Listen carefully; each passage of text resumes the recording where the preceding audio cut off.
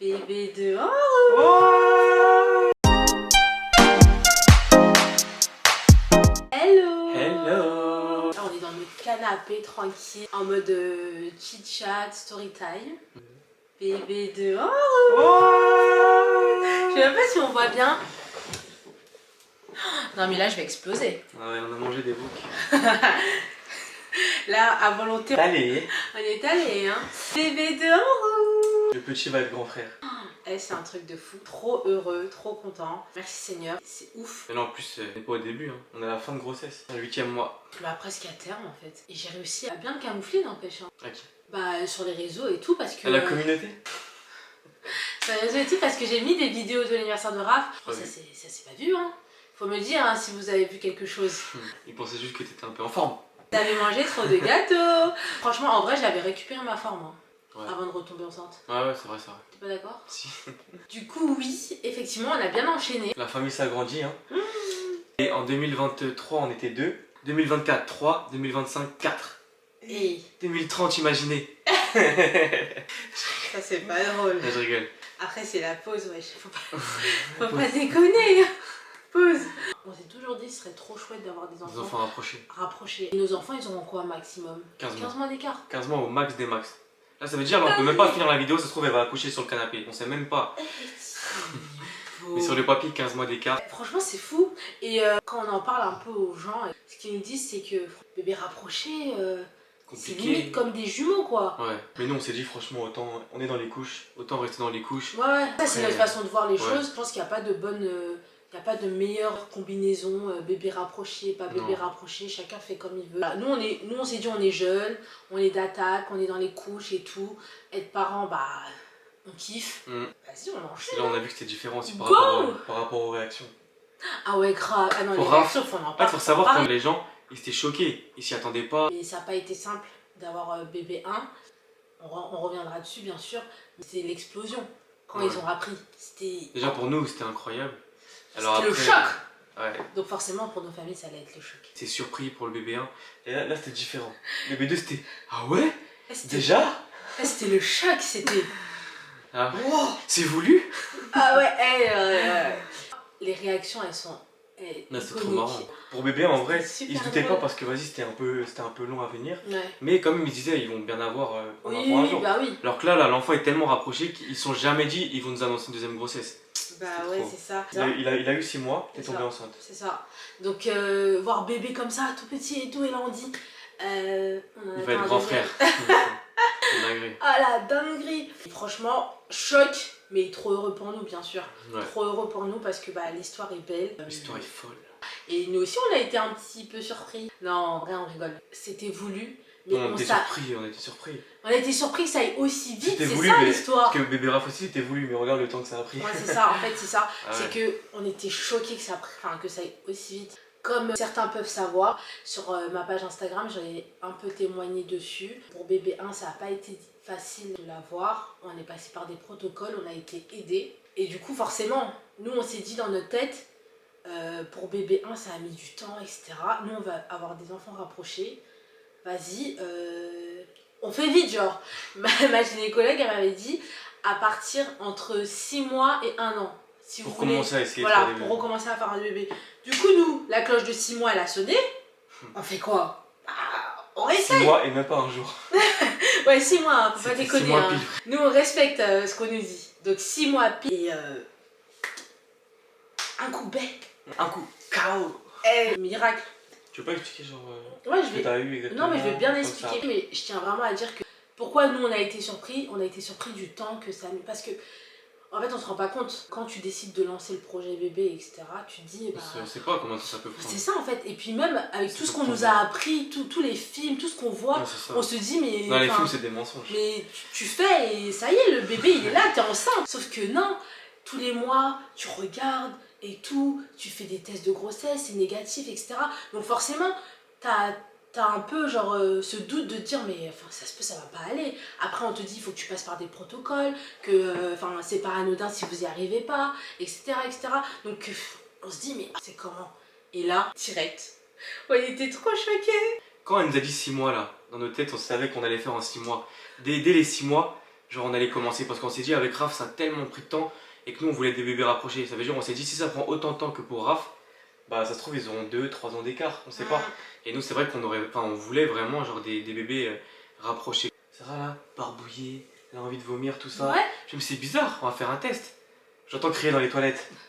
Elle arrive, elle fait je suis enceinte. Et en plus, moi dans mes rêves, j'ai toujours cru que j'allais faire des surprises à Thibaut. Jamais, Quoi ni un, la ni deux. première fois, J'étais allongé là, j'étais allongé sur le canapé.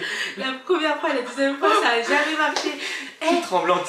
J'ai fait Thibaut, c'est positif. Ah ouais. J'ai Elle fait. a même pas fini de faire pipi. Elle m'avait déjà annoncé le grossesse. Et les gars, le test là, pour ceux qui connaissent, la barre témoin là, elle était même pas encore arrivée. Que quand c'était en train de charger là, la barre pour dire que t'es enceinte, elle était foncée. J'ai dit à Thibaut, oh, c'est positif et tout. C'est une dinguerie. On était choqués. Pendant combien de temps on était comme ça devant le test? Après on s'est mis à rigoler. En fait on a eu un fou rire genre de nerveux. De dire mais attends. Ouais, on s'est dit mais attends. C'est une comment ça se fait que pour Raphaël on ait mis autant de temps et là pour le deuxième, genre ça y est aussi vite. Miracle. Miracle parce qu'il faut qu'on rebobine un petit peu l'histoire pour comprendre. Du coup, pour ceux qui ont suivi mon témoignage, j'ai été diagnostiquée SOPK. Je tiens à préciser parce que quand j'avais témoigné, plein de gens m'ont dit oui mais SOPK ça ne demande pas forcément d'aller en PMA, on peut très bien avoir des enfants sans passer par des protocoles. Et effectivement, je dis pas le contraire, c'est très vrai et je le sais parce que j'ai lu énormément de témoignages, j'ai eu à parler avec plein de femmes qui traversaient la même chose que moi. Et je le sais, moi j'ai eu besoin de passer par un protocole. Faut savoir, déjà dès le début, faut savoir que déjà t'avais des règles douloureuses. Franchement, je trouve que les trucs comme ça, genre on n'est pas assez renseigné. Ouais, on connaît pas. Ça veut dire, Sarah, elle a toujours eu des règles douloureuses et en plus ça sautait. Genre elle avait des fois une règle douloureuse et irrégulière. Ouais, c'est ça. Elle avait une règle, peut-être les règles tous les 3 mois, tous les 3-4 mois. Des fois elle pouvait avoir que des règles 3 fois par an. Mais c'était des règles archi douloureuses à en pleurer. Ça veut dire déjà ça nous avait alerté. Ouais. Après on s'est mariés. On a tenté d'avoir on voulait un projet bébé, donc projet Mbappé c'est après. On voulait le projet bébé. Et en essayant, on voit que ça prenait pas forcément, c'était un peu long. Donc là, on s'est dit, on va faire des tests tous les deux. Parce qu'il n'y a pas que Sarah, parce que dans la vie, nous c'était notre cas où Sarah avait SOPK, mais dans la vie, il faut que les deux fassent les tests. Dans tous les cas du monde, quand tu commences un protocole comme ça, c'est vrai que les deux ils sont obligés de le faire. Quand ça fait plus de 2 ans que vous essayez et qu'il n'y a rien, on est obligé de faire des tests. Voilà, le médecin, le mari et la femme. Voilà, le médecin il dit directement ces tests. Et nous, ça faisait plus de 2 ans qu'on essayait, et sans résultat et tout. Et donc du coup, on a fait chacun le test et du coup c'est là où après ils ont vu que Sarah avait SOPK. Ils ont diagnostiqué SOPK, ouais. Ça répondait du coup au fait qu'elle avait des règles douloureuses, des règles irrégulières et du coup qu'on avait du mal un petit peu à concevoir. Ouais, ça fait partie des symptômes, des symptômes de la maladie. SOPK, pour ceux qui ne savent pas, c'est le syndrome des ovaires polykystiques. Il y en a qui se disent que ça veut dire que tu as plein de kystes dans tes ovaires, mais en fait à l'époque, les chercheurs, quand ils ont diagnostiqué, ils ont trouvé cette maladie, ils ont dit que c'était des kystes que les femmes avaient dans les ovaires. Sauf qu'avec les années, ils se sont rendus compte que c'est pas des kystes, mais des follicules. Les follicules, c'est avant d'avoir notre ovulation, là je suis en mode un petit peu technique, hein.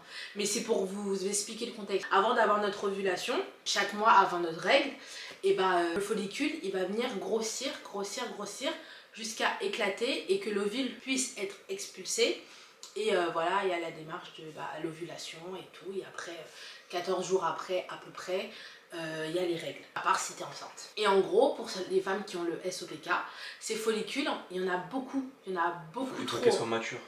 Il y en a beaucoup trop des follicules. Ce qui fait que, comme il y en a beaucoup, il n'y a pas de place pour que le follicule grossisse et puisse expulser l'ovule. C'est pour ça que avant les chercheurs ils pensaient que c'était des kystes, mais en fait c'était des follicules par milliers. Comme on dit, il y a plein de femmes qui décrivent ça quand elles regardent leurs ovaires en échographie. On dirait comment on dit, les ruches d'abeilles, parce que c'est vraiment plein de petits points quoi. Alors que sur une échographie d'une femme qui n'a pas le SOPK, il y aura quelques follicules. Voilà, donc en gros c'est ça. Je pense que cette partie mérite une petite voix off pour un peu plus de détails.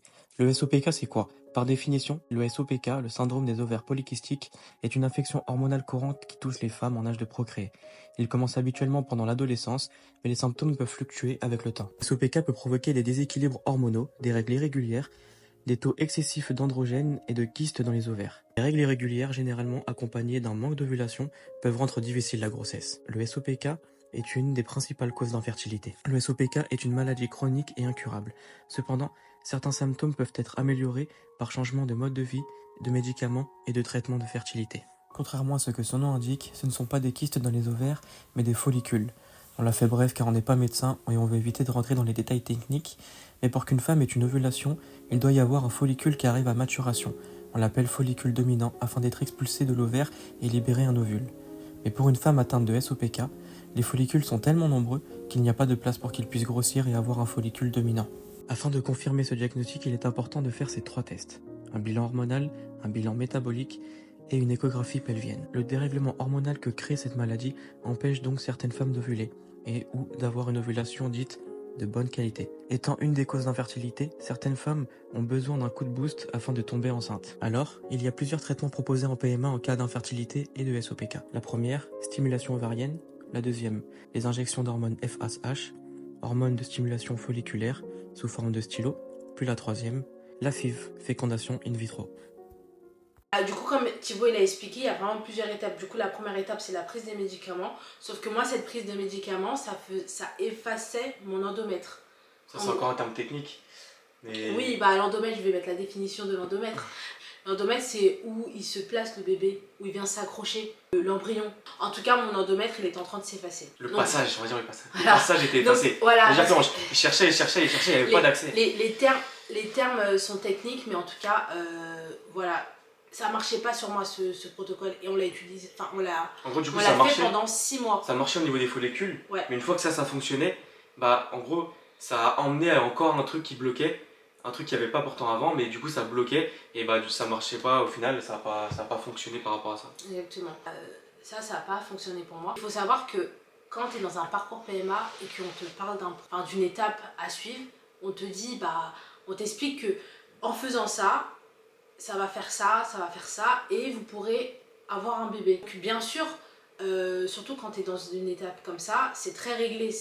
Tu prends la prise de médicaments de tel jour à tel jour, ensuite tu auras ton ovulation, ensuite tu auras tes règles, le rapport pas forcément les règles, voilà c'est ça. On te guide pour les rapports et tout, et on te dit aussi, il faut aller faire ton test de grossesse. Ça veut dire que à chaque fois que tu fais ton protocole, chaque mois que tu fais ton protocole, tu sais que tu vas aller voir si ça a fonctionné. Donc vous voyez un peu la pression de se dire qu'on te dit qu'avec ce protocole-là, tu peux avoir un enfant. Tous les mois, tu vas vérifier que ça fonctionne. Tu as 6 mois d'espoir. Et ça fonctionne pas. C'est exactement ça. Et ça fonctionne pas. Ça te donne le doute sur les prochaines étapes. Tu dis, bien sûr. on voulait vraiment que ça marche avec les 2 premières étapes, quoi. Bah déjà, on voulait que ça marche avec la première étape. Oui, mais par les mais t'es pas mauvaise non plus. C'était pas comme ça que le témoignage devait se faire. Et puis voilà. Du coup, on est passé au bout de 6 mois à la deuxième étape. La deuxième étape, c'était les piqûres. Les injections, on appelait ça les injections. Je vous mettrai une photo. Juste là. Pour vous montrer un petit peu à quoi ça ressemble. Mais en gros, je devais me piquer. Oui, en gros, voilà. En gros, il faut piquer tous les jours.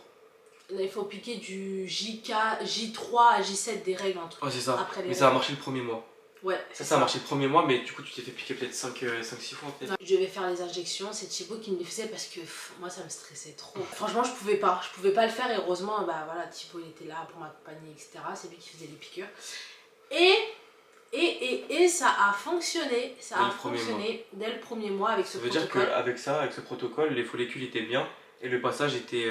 En fait tout était réuni. Tout droit. Tout était ok, etc. Donc franchement, déjà on a dit merci Seigneur parce que c'est vrai que l'étape d'après, ça ne nous enchantait pas énormément. La prochaine étape, il me semble que c'était la fécondation in vitro. Et donc, bref, en tout cas, on n'a pas été jusqu'à cette étape. Et merci Seigneur. Voilà, on sait la finalité, on a un merveilleux petit bébé d'amour.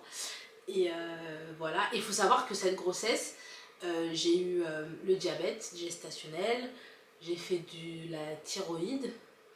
Après c'était pas une grossesse avec des complications etc, mais c'est juste que effectivement j'avais ça, le diabète gestationnel c'est assez compliqué, des piqûres, voilà, des piqûres avant manger, après manger, 3 fois par jour, piqûres d'insuline s'il y a besoin, et franchement je me dis ceux qui ont le diabète tout simplement constamment, franchement c'est chaud et c'est pas une maladie à prendre à la légère. Voilà, donc bébé est arrivé auprès de nous, trop heureux. Et là, pour cette grossesse, il fallait que je fasse un check. Je devais aller voir ma gynécologue pour mon frottis. Du coup, quand elle me fait le frottis, parce qu'à 25 ans, il faut faire son frottis, les filles. C'est très important. Important. Et du coup, quand elle le fait, etc., bah, elle en profite pour regarder, pour faire un check-up. C'est ma gynéco, quoi. Elle me fait un check-up. Et là, elle regarde à l'échographie. Elle me fait, mais vous aviez les syndromes des ovaires polykystiques, non? Et moi, en plus, il n'y avait pas de SIBO ce jour-là. Et moi, je me suis dit, mais pourquoi elle me pose la question? Genre, elle me connaît, genre, elle me connaît, elle sait que oui. Et je fais, ouais. Et elle me dit, bah, ça semble aller beaucoup mieux.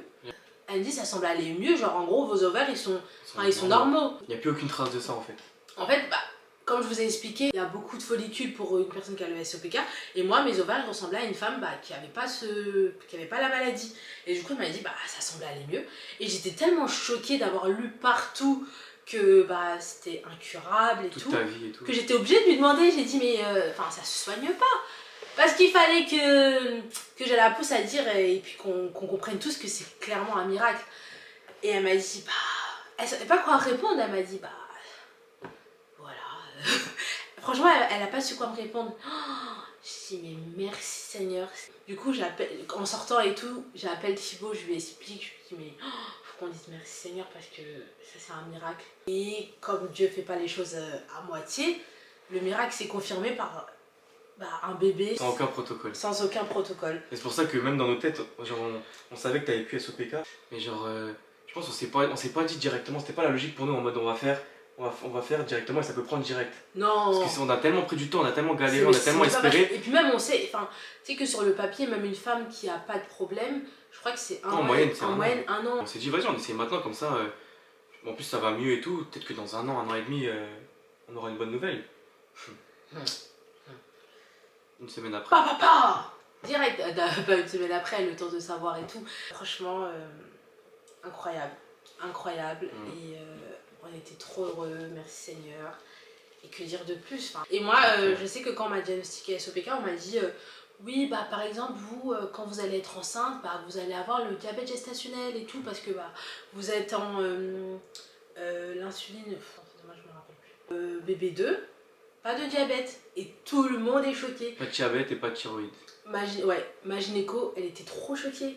Elle a dit, vous avez pas de diabète, etc. Parce qu'elle t'a fait des tests plusieurs fois. Ça mettait que t'avais pas de diabète, mais elle a fait mais piquez-vous quand même, on sait ouais, jamais. C'est ça, on sait jamais. C'est tellement bizarre. Tellement c'est fou, et en plus de ça, je sais que quand j'avais le diabète, mon endocrinologue, elle m'avait dit que pour toutes mes autres grossesses, souvent quand t'as le diabète pour une grossesse, pour toutes tes grossesses, t'as le diabète aussi, les suivantes genre.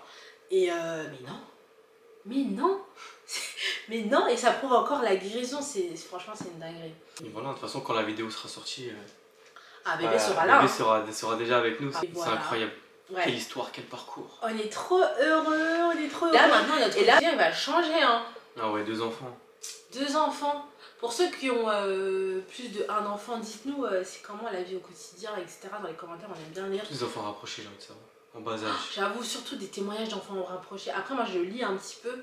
J'avoue, ce serait trop bien de vous lire par rapport à ça, mais voilà un petit peu notre témoignage de l'arrivée de bébé 2. Déjà, faut toujours y croire, je pense. Faut toujours y croire parce que je crois qu'il y avait un médecin ou quoi qui t'avait dit que tu pourrais même pas avoir d'enfant. Ah ouais, ça c'est une dinguerie. Ça allait être compliqué, enfin, mais vraiment, genre en mode limite, vous allez pas pouvoir. Ouais, faut faire attention à ce que les médecins disent. Il faut refuser la parole. Parce que la personne, moi je sais qu'elle m'a dit ah oui, c'est ça qu'elle m'avait dit. Elle m'avait dit ouais, faut tester sur plusieurs mois. Et si le protocole ne marche pas, ça c'était au tout début. Au tout début, la première personne qui m'avait diagnostiqué le SOPK. Parce que là, quand on a fait des tests, là, au bout de 2 ans, on a fait tout le protocole pour savoir si vraiment j'avais le SOPK. Alors que la première personne qui m'avait dit si j'avais le SOPK, c'était une personne qui se disait expérimentée et elle a dit, bon, moi j'ai pas besoin. Genre, elle m'a juste fait l'échographie, elle a regardé mes ovaires et elle a dit, ouais, vous avez ça. Oh, vous avez ça. En plus, elle avait grave négligé. Elle m'a dit, vous allez faire ce protocole-là. Et si au bout de je sais pas combien de temps, vous avez pas d'enfant, vous êtes considéré comme stérile. On va plus jamais te revoir. Salut, je refuse ta parole. Non mais franchement, il faut... Parce que des fois, ça c'est des mots, si vous les acceptez, voilà, c'est une source de découragement de ouf. Il faut pas accepter ce genre de paroles.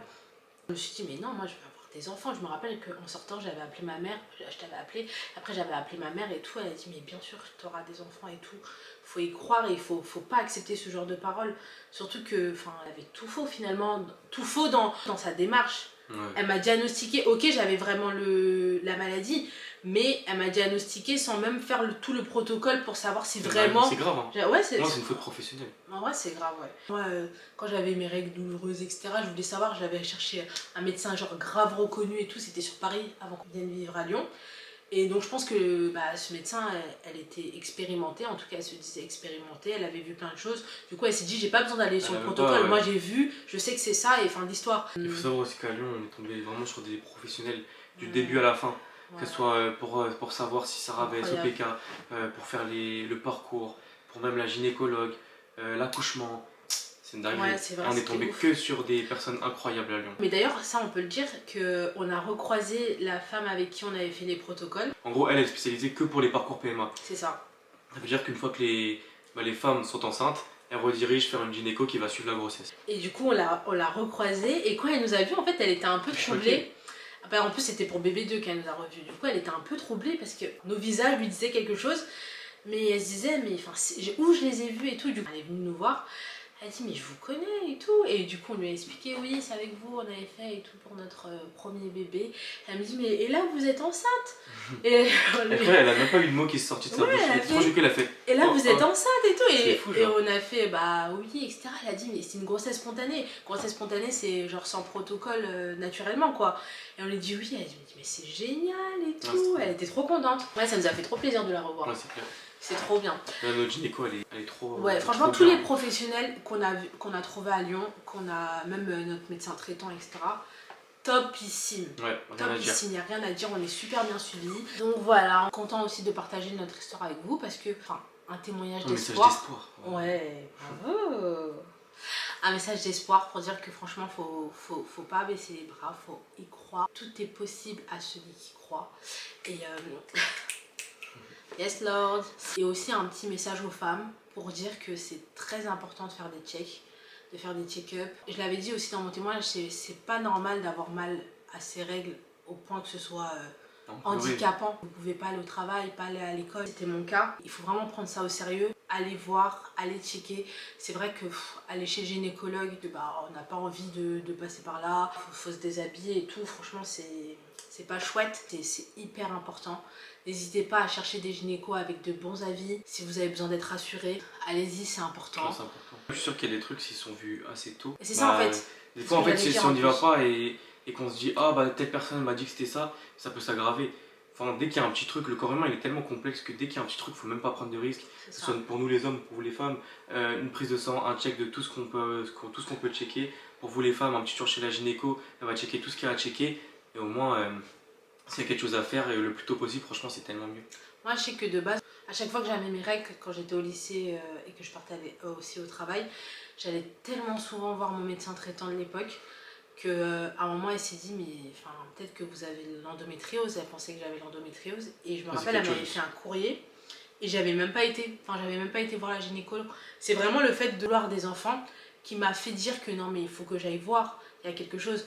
Mais faites pas comme moi, si vous avez des signes etc, vous êtes mal, vous êtes pas bien, allez faire des checks. Ajoutez combinaison prière, check, c'est important. Nous, Dieu nous a fait grâce, je prie pour chacune de vous, que Dieu vous fasse grâce aussi. Si c'est ce que vous recherchez, si vous cherchez un enfant et que vous n'y arrivez pas, ma prière, notre prière, c'est que par la grâce de Dieu, Dieu vous ouvre les portes de l'enfantement.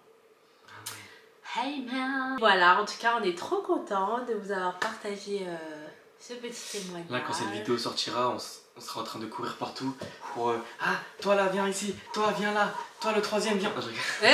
Parlez à votre frère. Hein. Quand j'accouche là, c'est remise en forme. D'ailleurs, c'est sûr, il y aura une vidéo remise en forme qui va sortir. Parce que le coach, on va coacher tout ça. C'est un bon coach. Il faut que je me remette.